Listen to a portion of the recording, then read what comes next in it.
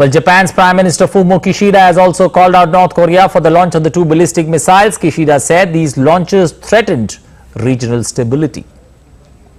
This missile launch threatens the peace and stability not just of our country but of the region and of the international community. It is unacceptable. This is a series of actions that contravene the United Nations Security Council's resolution. Along with condemning them, we have launched a protest. Well, to get at the latest on what's happening there, Rebecca Bundhun joining us from Tokyo this morning. Good morning, Rebecca. What sense does it make, this particular ballistic missile launch that North Korea has done? Is it purely in retaliation to the submarine, the USS Annapolis, that's docked on the South Korean coast? Well, we've seen a series of missile launches now by North Korea. The latest one, these two ballistic missiles just shortly ahead of midnight local time, being launched into the sea just outside of Japan's exclusive economic zone. We heard that from South Korea's military and also Japan's Department of Defense. And that followed the US submarine, a US nuclear powered submarine that arrived at a South Korean naval base on Monday. And on Saturday as well, there were several cruise missiles that were launched by South Korea. And on Wednesday, last Wednesday, just hours again after the US sent a submarine into South Korea, to a port in South Korea, which was the first time it had made that kind of move in 4 decades, and that was a nuclear armed submarine.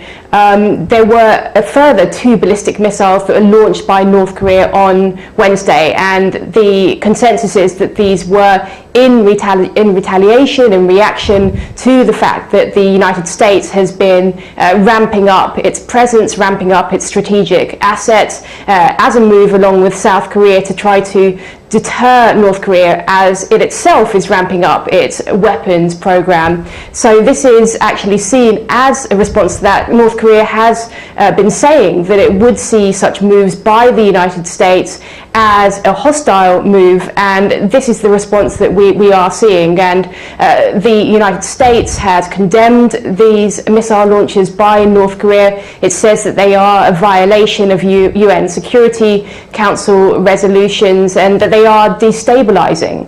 Okay. Rebecca, what are the challenges of a nuclear North Korea, especially in the continent and also keeping the geopolitical space, how does it become volatile?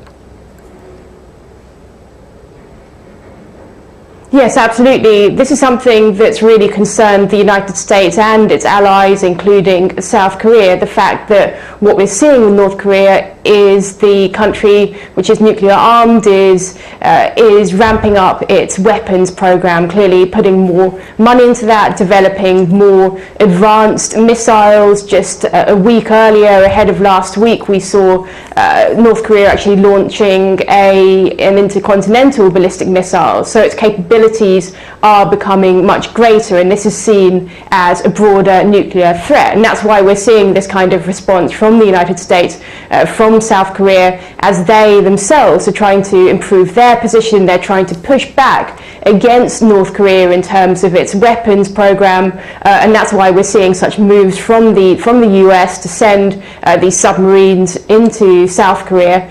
We saw the submarine last week going into a port, and then again on Monday a US submarine arrived at a naval base in South Korea. So clearly the United States and its allies are responding to this and really trying to deter North Korea at this point in time. Rebecca, also a quick word with regards to the American soldier who's crossed over into North Korea. There is a UN that stepped in trying to broker some kind of getting North Korea on the talking table. Any inroads, any updates on that story?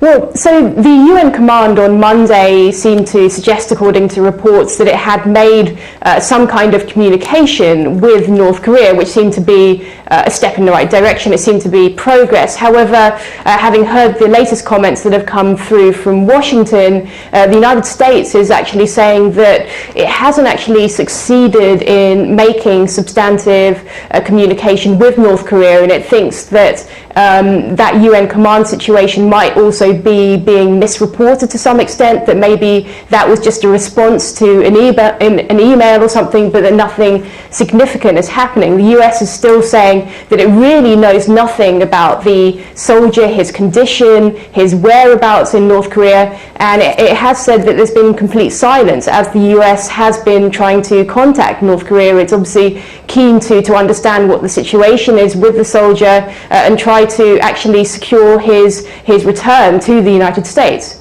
Okay, we'll leave it there. Thank you and appreciate you joining us this morning. Well, moving on, meanwhile, China and Russia on Sunday wrapped up